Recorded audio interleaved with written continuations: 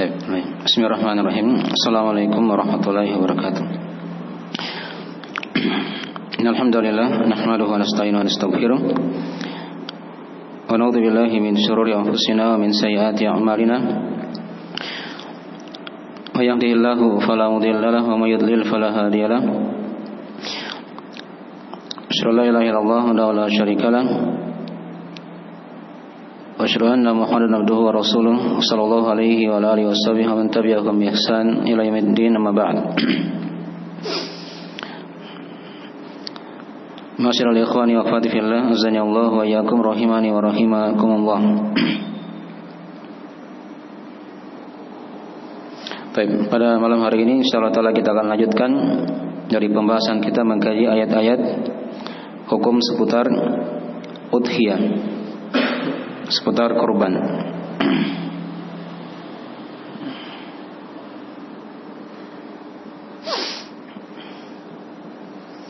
Baik. Jadi sudah kita baca di ayat yang pertama ya, tapi di masjid yang lain kemarin di Nurut Tarbiyah ya. Itu ayat di surah Al-An'am. Tentang ayat qul inna sholati wa nusuki wa mahyaya wa mamati lillahi rabbil alamin la syarika lahu wa bidzalika umirtu wa ana awwalul muslimin. Itu tentang masalah wajibnya seorang itu dia menyerahkan sembelihannya hanya untuk Allah Subhanahu wa taala. Itu inti pembahasan dari ayat yang sudah kita terangkan. Dan juga sudah kita bahas dari ayat itu juga tentang hukum udhiyah itu. Hukum dari sembelihan kurban. Yang hukumnya adalah apa? Wajib atau sunnah? Sunnah muakkadah menurut pendapat kebanyakan ulama. Dan juga sudah diterangkan di pertemuan sebelumnya dari manfaat-manfaat atau faidah dari sembelihan hewan kurban itu, dari bentuk taqarrub kepada Allah Subhanahu wa taala dengan hartanya ya. Dan dia merupakan dari hal yang memberikan atau dari sunnah Nabi sallallahu alaihi wasallam atau sunnah Nabi Ibrahim alaihissalam yang sudah diterangkan ya dari faedahnya. Nah, ada 10 kemarin kita terangkan ya. 10 dari hikmah atau faedah ibadah kurban itu. Pertama kan dari bentuk penegakan ibadah kepada Allah Subhanahu wa taala. Karena dalam ibadah kurban itu terkumpul dari jenis-jenis ibadah kan. Ya. Dari ibadah hati, ketakwaannya kan, keikhlasannya, lisannya ketika dia menyembelih, dibaca bismillah. Ada ibadah anggota tubuh, dia gerakan badannya kan ketika dia sembelih. Dan juga yang paling afdolnya atau yang paling besarnya itu ibadah harta, yang sangat tampak pada ibadah kurban itu. Yang sudah diterangkan juga dari faedah, dia bisa dari faedah kurban itu juga memberikan kelapangan pada orang-orang yang lagi susah dan fakir. Padanya ada pengakuan syiar-syiar Allah Subhanahu wa taala. Dan juga dari faedah juga yang sudah diterangkan itu dari sebab yang mengantar kepada pemurnian ibadah kepada Allah Subhanahu wa taala. Dan dari faedah juga dari ibadah kurban ini, dia merupakan satu dari sumber kebaikan yang sangat besar di dunia dan di akhirat. Nanti kita akan lewati ayat-ayatnya ini insyaallah taala. Yang ke-6 dari sebab yang masukkan kegembiraan pada keluarga dan tetangga masyarakat ketika ada daging yang dibagi, begitu kan? Yang ke-7 sudah diterangkan dari hal yang memperkuat persaudaraan dan kecintaan sama muslim. Ini dari hikmah-hikmah ya. Dan yang ke-8 sebagai lambang dari kesyukuran kepada Allah Subhanahu wa taala. Ya, tegakkan ibadah harta ini dari lambang kesyukurannya kepada Allah. Kemudian yang ke-9 sudah diterangkan dari hikmah juga dalam rangka menghidupkan sunnah Nabi Ibrahim alaihissalam. Dan kita diperintah atau Nabi kita diperintah oleh Allah untuk mengikuti agama Nabi Ibrahim. Nah, tsumma auhayna ilaika an ittabi' millata Ibrahim hanifa. Kemudian kami wahyukan kepada Muhammad agar engkau mengikuti agama Nabi Ibrahim yang lurus. Dan juga yang terakhir sudah kita terangkan dari faedah ibadah kurban ini, dia merupakan sebab terbesar yang mendekatkan seorang hamba kepada Allah Subhanahu wa taala. Dari bentuk taqarrub ya kepada Allah Subhanahu wa taala. Baik. Sekarang kita masuk di ayat yang kedua dari pembahasan ayat-ayat seputar kurban ini. Nah, ayat yang kedua yang kita akan terangkan di sini adalah ayat di surah Al-Hajj ayat ke-28. Ya. Lihat dulu materinya di HP-nya ya, sudah dikirim. Baik. Adapun nanti pembahasan ayat nanti kita kirim insyaallah taala setelah pelajaran. Tadi belum sempat dirapikan ya. Baik. Diterangkan oleh Allah Subhanahu wa taala di surah Al-Hajj, a'udzubillahi minasyaitonir rajim. Liyashhadu manafi'a lahum wa yadhkuru ismallahi fi ayyamin ma'lumat ala ma razaqahum min bahimatil an'am fakulu minha wa at'imul ba'isal fakir. Juga sudah kita terjemah dari mana ayatnya. Baik, walaupun mungkin di aplikasi itu agak beda sedikit ya kalau dilihat. Ya. Nanti diperbaiki saja. Diterangkan oleh Allah, liyashhadu manafi'a lahum. Ya, agar mereka itu menyaksikan berbagai macam manfaat untuk mereka. Wa yadhkuru ismallah, dan juga agar mereka menyebut nama Allah. Agar mereka menyebut nama Allah. Fi ayyamin ma'lumat, pada hari-hari yang telah ditentukan, yang telah dimaklumi. Ala ma razaqahum min bahimatil an'am, pada apa yang dia rezekikan, itu Allah yang rezekikan kepada mereka dari hewan-hewan ternak ini. Nah, fakulu minha wa at'imul ba'isal fakir. Makanlah darinya kata Allah, maka makanlah darinya dan berilah makan orang-orang yang susah lagi fakir. Ya. Jadi ayat ini tergabung padanya bukan hanya pembahasan masalah korban ya. Sebenarnya sudah kita terangkan juga di ayat yang pertama. Di situ ada pembahasan masalah tauhid. Ya, karena ibadah korban ini tidak bisa dipisah dengan pembahasan seputar tauhid. Ya. Baik. Nanti kita akan lewat juga ayat-ayat yang lain di pembahasan seputar masalah ini juga. Di situ senantiasa Allah ikutkan pembahasan-pembahasan seputar tauhid dan ibadah-ibadah yang lain dalam perkara ini. Baik. Jadi ayat ini kita bahas dulu dari kata per katanya supaya lebih jelas. Diterangkan tadi liyashhadu manafi'a lahum. Ya, agar mereka menyaksikan manfaat-manfaat untuk mereka. Jadi ayat ini masih ada kaitannya dengan ayat sebelumnya ya, seputar masalah haji. Di ayat yang ke-27 dari surah Al-Hajj. Ya, dari namanya aja surah Al-Hajj. Surah seputar apa? Haji. Ya, di haji itu kan banyak manasik, banyak ibadah yang lain. Ya.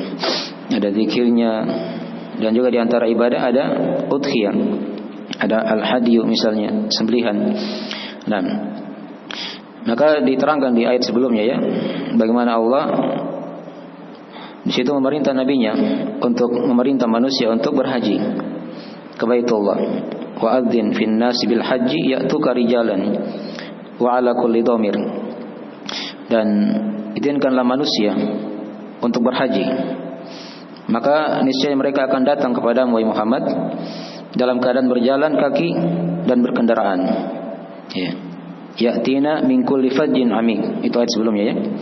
Mereka datang dalam keadaan mengendarai mereka datang dalam keadaan berjalan kaki dan berkendaraan ya, dengan unta atau yang semisalnya. Ya'tina min kulli fajjin amik. Mereka datang dari penjuru yang sangat jauh. Ya.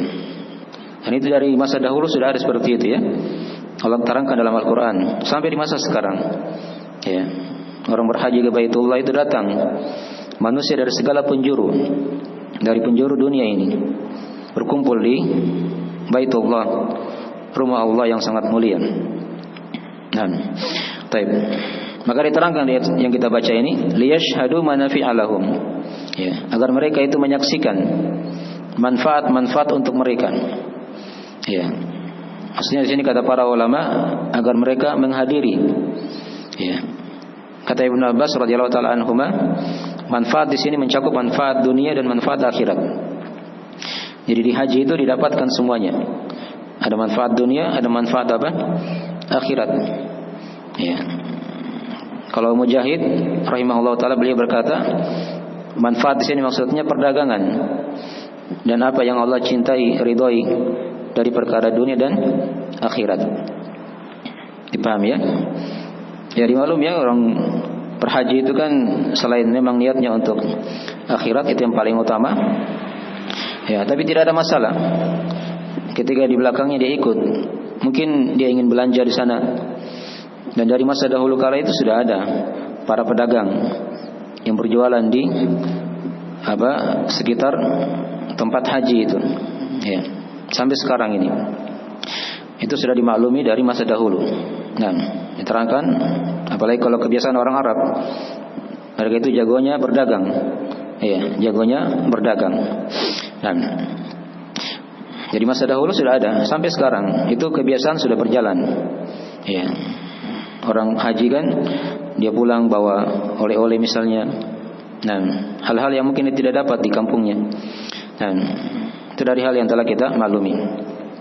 Baik, itu diterangkan juga ayat yang lain sebagai pendukung dalam masalah ini, ada di surah Al-Baqarah ayat 198. Ya, di sana Allah Taala berfirman dalam Al-Qur'anul Karim, "Nah, laisa 'alaikum junahun an tabtaghu fadlan min rabbikum." Dan tidak ada dosa bagi kalian agar kalian mencari keutamaan dari Rabb kalian. Di sini keutamaan berupa tadi ditafsirkan oleh sebagian ulama dari perkara dunia. Ya, dari perkara dunia. Ya, dia haji, dia niat ibadah, ada juga ikut di belakangnya, mungkin dia belanja dan seterusnya dari hal-hal yang dimaklumi dalam masalah ini. Baik. Ya, itu makna dari liyashhadu manafi'a lahum. Nah, yang sudah kita terangkan tadi itu. Ya. Kemudian diterangkan di lafaz setelahnya, wa yadhkuru ismallah. Ya, dan agar mereka menyebut nama Allah. Nah, sini maksudnya menyebut nama Allah ketika saat menyembelih. Ya, fi ayyamin ma'lumat. Nanti kita akan terangkan sebentar ya dari mana ini. Pada hari-hari yang telah ditentukan. Ya, apa penafsiran dari hari-hari yang telah ditentukan di sini? Di sini ada beberapa penafsiran di kalangan ulama. Ada yang mengatakan dia 10 hari pertama dari bulan Dzulhijjah. Karena Nabi SAW telah bersabda dalam masalah ini ya, tentang keagungan 10 hari pertama dari bulan Dzulhijjah ini. Ya, dia merupakan hari-hari yang paling dicintai oleh Allah Subhanahu wa taala. 10 hari pertama di bulan Dzulhijjah itu. Ya, ada beberapa hadis dalam masalah ini. Nanti kita bawakan ya, insyaallah taala sudah tertulis. Baik. Itu penafsiran yang pertama ya. Nah, jadi fi ayyamin ma'lumat, agar mereka menyebut nama Allah. Itu maksudnya kata sebagian ulama, maksudnya pada 10 hari pertama di bulan Dzulhijjah. Dan memang di situ ada syariat untuk bertakbir. Ya. Membaca tahlil, takbir dan tahmid. Itu diterangkan dalam hadis riwayat Ahmad dan selainnya ya. Kata Nabi SAW, fa'akthiru fihinna minat tahlil wa takbir wa tahmid. Dan perbanyaklah pada 10 hari pertama Dzulhijjah itu dari tahlil, takbir dan tahmid. Dibaca la ilaha illallah, dibaca Allahu akbar, dan dibaca alhamdulillah. Itu dari syariat juga ya, disunahkan. Nah, 10 hari pertama Dzulhijjah. Nanti kita akan terangkan juga insyaallah taala hukum khusus masalah itu. Jadi dari penafsiran yang pertama. Penafsiran yang kedua yang mengatakan fi ayyamin ma'lumat, di sini maksudnya yaitu hari 10 Dzulhijjah dan 3 hari setelahnya. Jadi 4 hari ya. Pada hari-hari penyembelihan hewan korban itu kan. Tanggal 10, tanggal 11, 12 dan 13 Dzulhijjah. Ini kan hari-hari yang telah dimaklumi juga. Dia berzikir di situ, menyebut nama Allah. Masih takbir juga. Dan masih ada syariat takbir di situ sampai hari ke-13 Dzulhijjah. Dan juga ada tambahan takbir atau ada tambahan zikir lagi yang lain. Ya, dia menyebut nama Allah kalau dia menyembelih misalnya, dia punya hewan sembelihan. Disebut nama Allah ketika dia menyembelihnya. Dibaca bismillah. Terus di mana juga wa yadhkuru Allah. Ya, dipaham ya? Ya, kemudian ada juga yang mengatakan di sini fi ayamin ma'lumat, maksudnya ditambah dengan hari Arafah. Ya, hari Arafah, hari 10 Dzulhijjah, hari An-Nahar itu, dan 3 hari-hari apa? Tasyrik. Itu penafsiran yang ketiga ya. Nah, ada yang mengatakan di hari Arafah ditambah dengan 4 hari dari itu juga. Baik, karena di hari Arafah juga di situ memang dari hari-hari seorang itu berzikir kepada Allah. Bahkan diterang dalam hadis sebaik-baik doa itu adalah doa di hari Arafah. Doa di hari Arafah. Ini merupakan doa yang mustajabah. Waktu doa yang mustajabah. Nah, bagian dari penafsiran dari fi ayyamin ma'lumat, agar mereka menyebut nama Allah pada hari-hari yang telah ditentukan. Apakah di 10 hari pertama Dzulhijjah atau di hari Arafah ditambah dengan 4 hari setelahnya itu, atau di hari 10 Dzulhijjah sampai 3 hari setelahnya. Baik. Ini dari penafsiran yang tidak ada pertentangan dalam masalah ini, karena semua di situ berisi zikir ya, kepada Allah Subhanahu wa taala. Kemudian dikatakan tadi fi ayyamin ma'lumat, ya, pada hari-hari yang telah ditentukan, yang telah dimaklumi. Di sini sebagian ulama ada yang mengharamkan menyembelih hewan pada malam hari, karena katanya dia bukan hari, itu malam. Itu ada sebagian pendapat ya, tapi itu tidak kuat ya. Nah, bolehnya itu apa yang kuatnya boleh disembelih hewan di malam hari sepanjang masih waktu menyembelih di situ kan, masih di setelah tanggal 10 tadi, di hari malamnya lagi tanggal 11 ya, malam tanggal 11, malam tanggal 12 dan malam tanggal 13 itu masih bisa, sepanjang memang memungkinkan ketika dia sembelih. Tidak ada hal yang menghalanginya, misalnya karena gelap ya, bisa dia terangi misalnya, tidak ada yang luput seperti di siang hari. Kalaupun lebih utama ketika dia menyembelih di siang hari ya, tapi kalau ada yang menyembelih di malam hari itu tidak ada masalah ya, karena di situ malam masuk padanya juga di situ harinya. Jadi kalau dikatakan pada hari-hari yang telah dimaklumi, di situ maksudnya hari dengan malamnya. Ya, hari dengan apa? Dengan malamnya. Bukan hanya hari saja di situ. Walaupun tadi ada yang paham seperti itu ya. Kata mereka tidak boleh menyembelih malam, karena di sini dikatakan hanya hari-hari saja yang telah dimaklumi. Jadi itu dari pendapat ya. Kemudian dikatakan tadi di ayat alama razaqahum min bahimatil an'am, pada apa yang dia rezekikan pada kalian dari hewan-hewan ternak. Di sini maksudnya hewan ternak ya, dari 3 jenis hewan ya, yang sudah dimaklumikan dalam masalah sembelihan. Siapa yang tahu?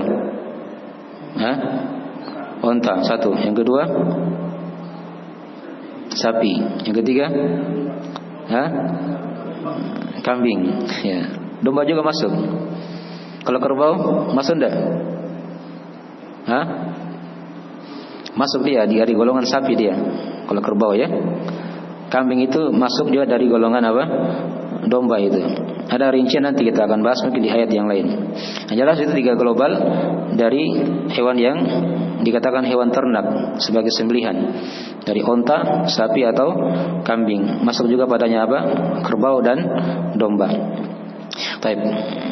Jadi dikatakan tadi di situ ya, pada apa yang direzekikan pada kalian, pada apa yang direzekikan pada kalian dari hewan-hewan ternak. Nah, dari 3 hewan ternak tadi yang sudah kita maklum ya, yang dengannya seorang itu dia mendekatkan diri kepada Allah Subhanahu wa taala. Ya. Kemudian dikatakan tadi di ayat fakulu minha. Ya. Maka makanlah darinya. Ya, setelah disembelihkan dimakan. Di sini kata kebanyakan ulama berpendapat bahwasanya perintah di sini itu bermakna sunnah. Ya, bukan wajib ya. Bukan wajib. Jadi disuruh makan itu bukan perintah bermakna wajib di situ, tapi dia bermakna sunnah. Ya, sebagian lagi yang mengatakan dia hal yang dibolehkan. Ya, hal yang dibolehkan.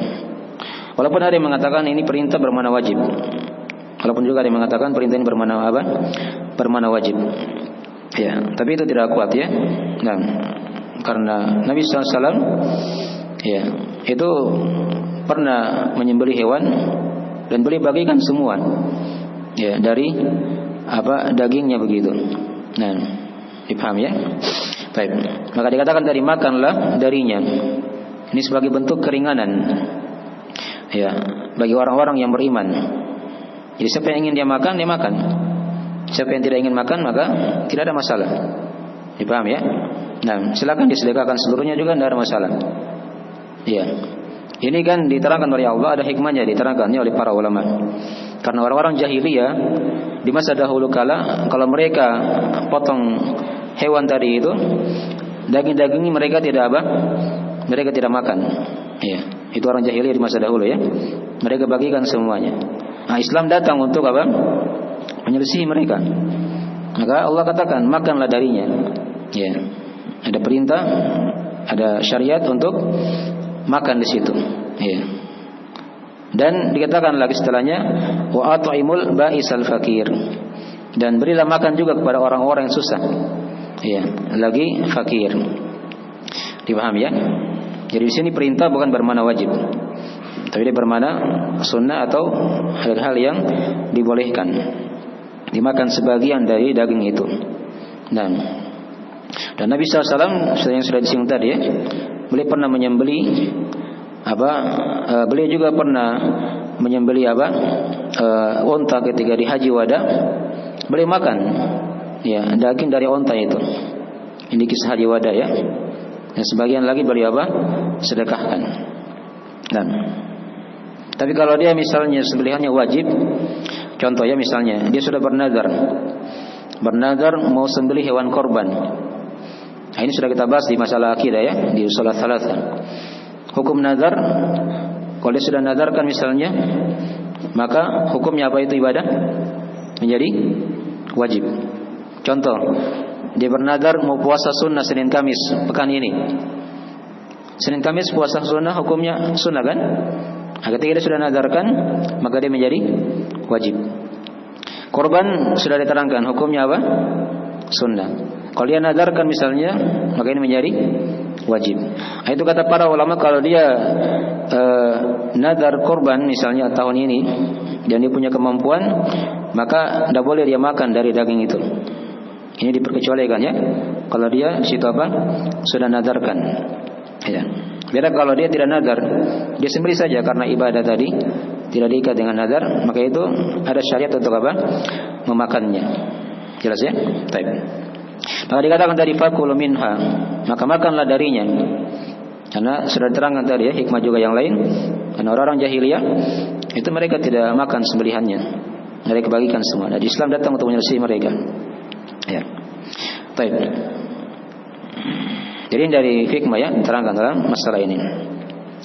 Nah, kemudian diterangkan tadi di lafaz setelahnya wa at'imul ba'isal fakir, dan berilah makan juga orang-orang yang fakir.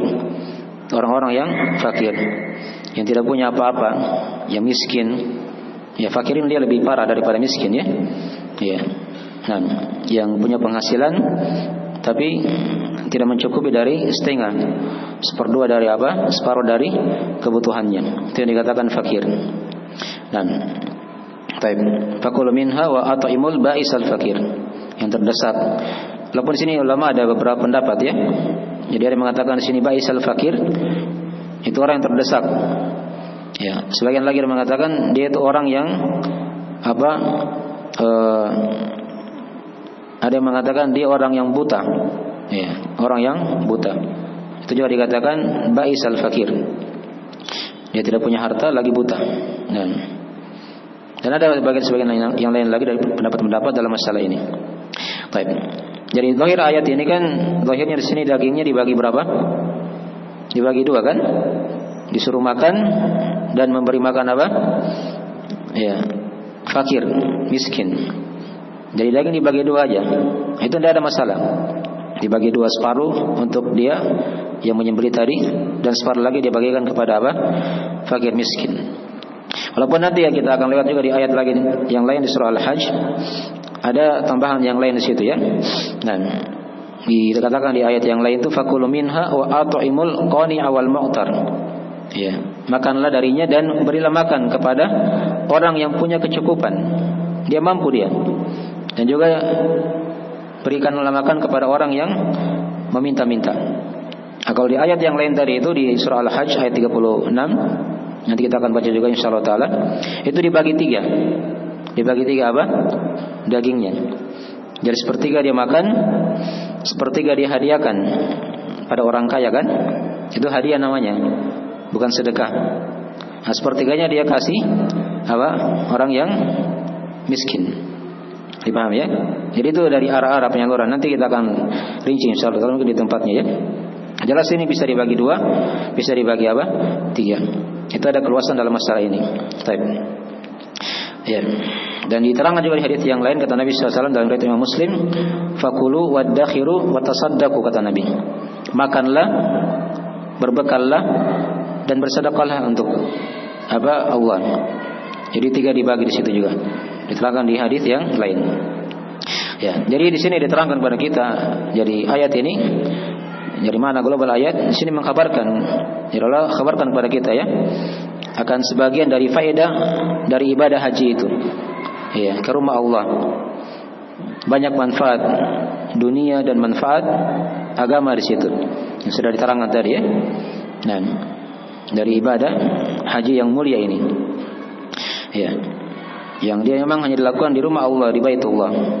Ya, dalam lingkupan rumah Allah yang mulia. Demikian pula manfaat duniawi ya.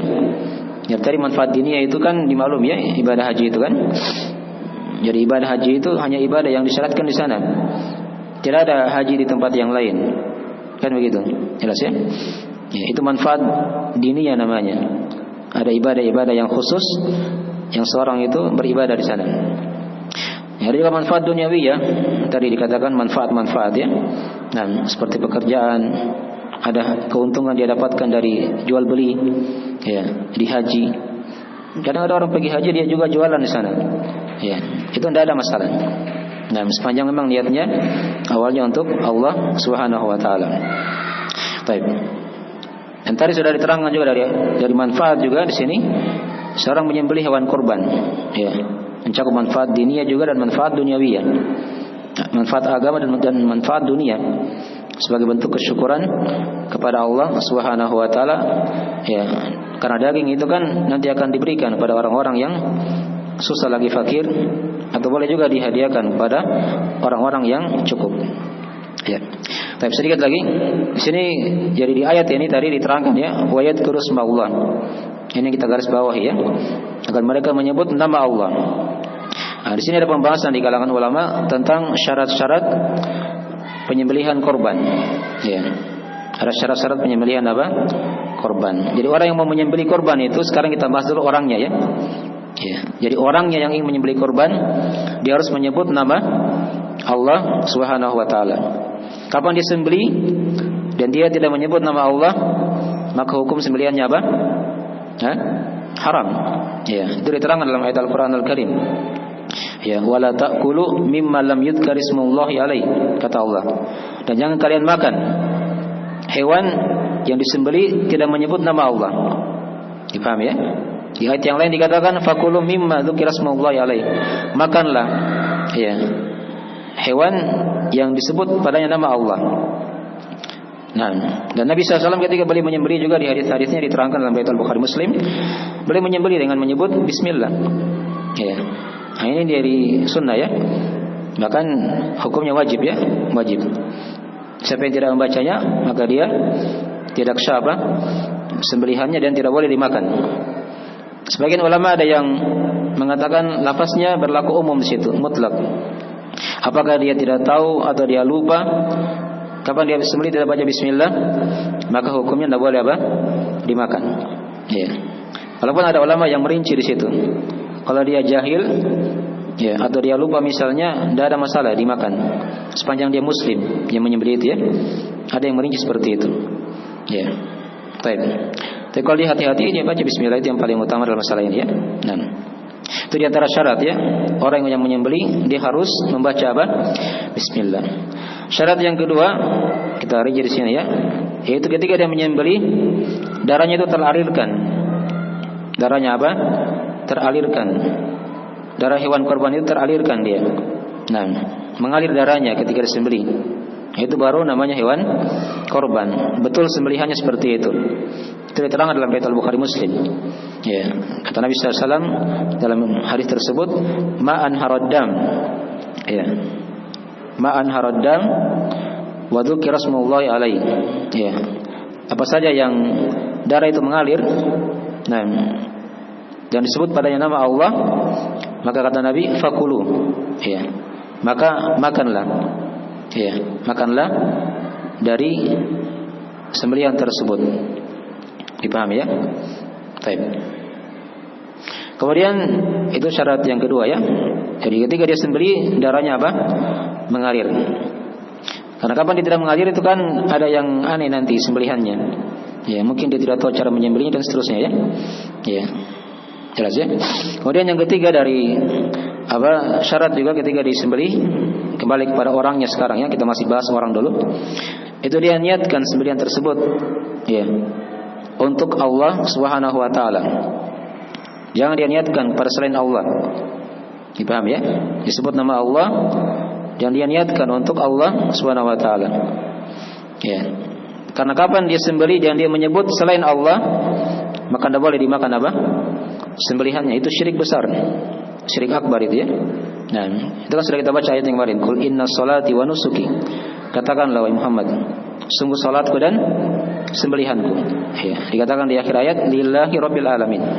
Ya, hidup dan matiku hanya untuk Allah Rabb al-alamin. Maka tidak boleh dia sebut nama selain Allah di situ. Hukumnya haram. Itu syirik. Nah, dan tidak boleh dimakan apa? Sembelihannya. Ada juga ayat yang lain surah Al-Maidah ya, diterangkan oleh Allah ya, hurrimat alaikum al-maitatu, sampai dikatakan di akhir ayat, di pertengahan ayat itu wa ma uhilla bihi li ghairillah, telah diharamkan atas kalian dan apa yang disembelih ya, telah diharamkan ya, apa yang disembelih selain nama Allah. Nah, diharamkan padanya.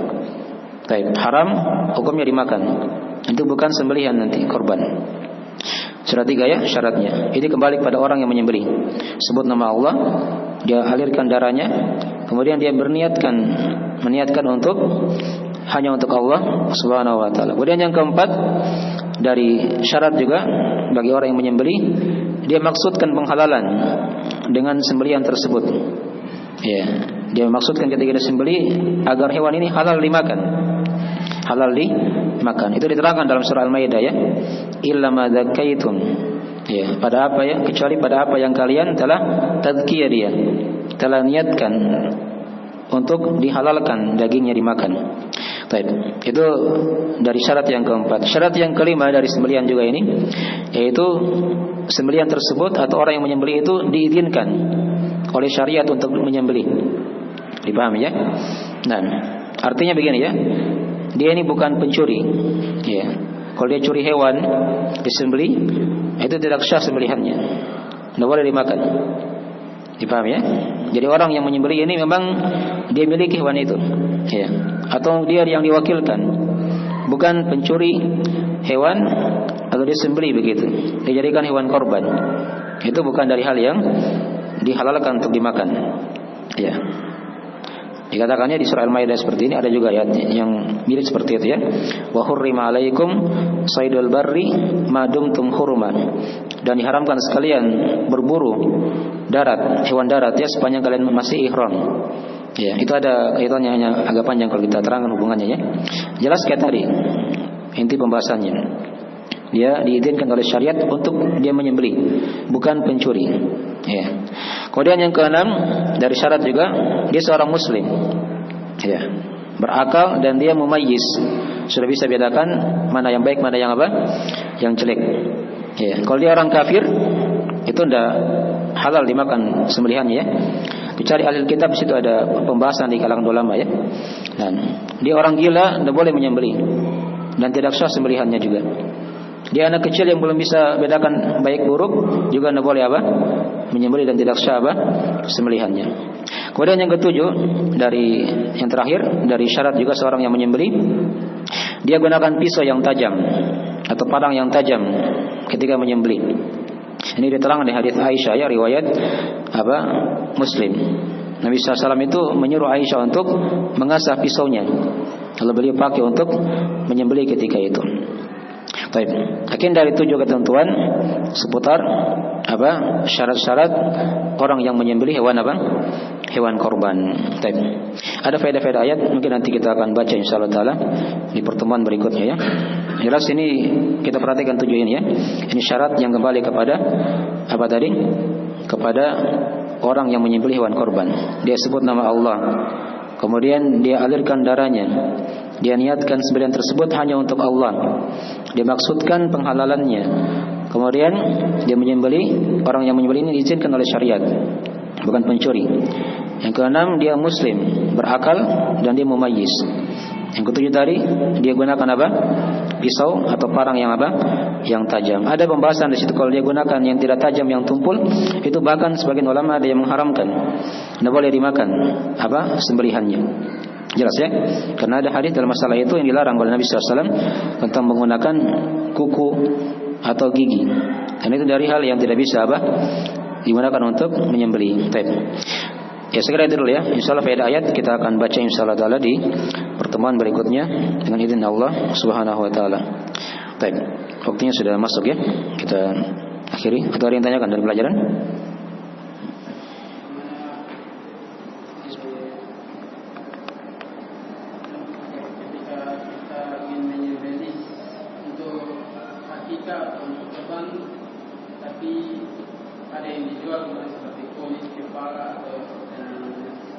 Ya, akikah korban itu ada silang pendapat di ulama ya.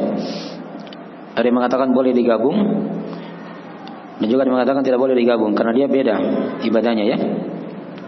Ya, kalau mau selamatnya jangan dia gabung, dia pisahkan saja. Mana akikah, mana untuk korban. Walaupun sama-sama hukumnya sunnah. Ada silang pendapat di situ ya. Adapun tadi kalau dia daging yang dia sudah miliki, itu tidak boleh dia jual ya. Tadi kan sudah diterangkan. Yang boleh hanya dimakan, dihadiahkan, atau sedekahkan. Tidak boleh dijual ya. Itu ada juga ulama yang berpendapat seperti tadi yang kita baca tadi. Ayat yang kita baca tadi itu ada ulama yang berpendapat daging korban itu tidak boleh dijual. Tidak boleh dijual. Ini bagi yang menyembelih ya. Orang yang punya yang punya korban. Tapi kalau dia sudah misalnya kasih orang itu misalnya dia ingin jual lagi, tidak ada masalah. Itu kan bukan dia menyembelih. Ini kita bahas ini orangnya langsung tadi itu, si pemilik hewan korban. Tidak boleh dia jual. Yang boleh itu hanya dia makan, dia sedekahkan atau dia hadiahkan. Ya, baik. Sudah masuk. Akikah dia pembahasannya lain ya, akikah. Nanti kita lihat dulu rincian kalau masalah akikah ya. Tapi ini kita bahas ini masalah masalah korban. Nanti kita lihat insyaallah taala rincian, apakah ada rincian yang lain yang beda dengan masalah ini. Baik.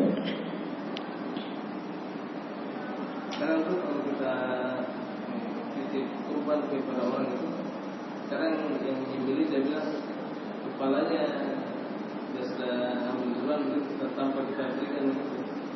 Sekarang kayak isi dalamnya juga sudah pisahkan apa boleh gitu. Ya, dilihat dari yang tukang potongnya.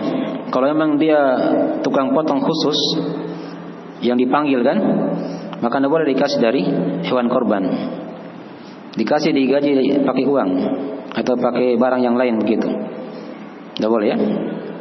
Itu dilihat ya, kalau dia tukang potong memang khusus untuk memotong korban. Ya, tapi kalau dia misalnya bukan tukang potong, karena teman-teman kita misalnya kan, ya mungkin dia jago potong, tapi dia bukan tukang potong yang digaji khusus, maka tidak ada masalah. Dikasih kepalanya, ya, atau sebagian dari itunya. Tapi dengan syarat ada izin dari pemilik korban. Jangan diambil sendiri. Itu bukan milik dia kan? Itu miliknya yang punya hewan tadi itu. Jadi tadi rinci tadi tukang potong itu ya. Tukang potong itu misalnya apakah dia memang orang khusus yang digaji, yang dipanggil begitu, atau memang dia hanya bantu-membantu, tolong-menolong. teman misalnya kita panggil dia jago potong, itu tidak ada masalah diambil. Paham ya? Jadi dibedakan tadi ya dua rincian itu. Nanti kita akan bahas nanti insyaallah taala juga. Tapi ini ada pertanyaan di Google Meet tapi sudah waktu ya. Nanti kita sambung di lain waktu. Tapi saya kira dulu dari akhir majelis kita akhiri majelisnya dan dengan doa subhanakallahumma bihamdik asyhadu an la ilaha illa anta astaghfiruka wa atubu ilaik. Wassalamualaikum warahmatullahi wabarakatuh.